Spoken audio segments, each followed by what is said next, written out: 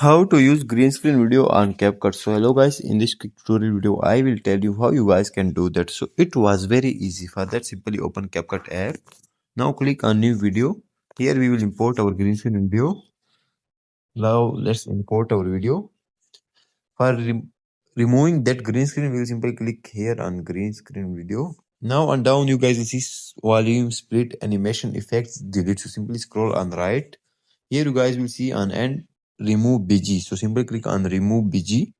Here you guys will see auto removal, custom removal, chroma key. So simply click on chroma key. Now you guys will simply select the green screen.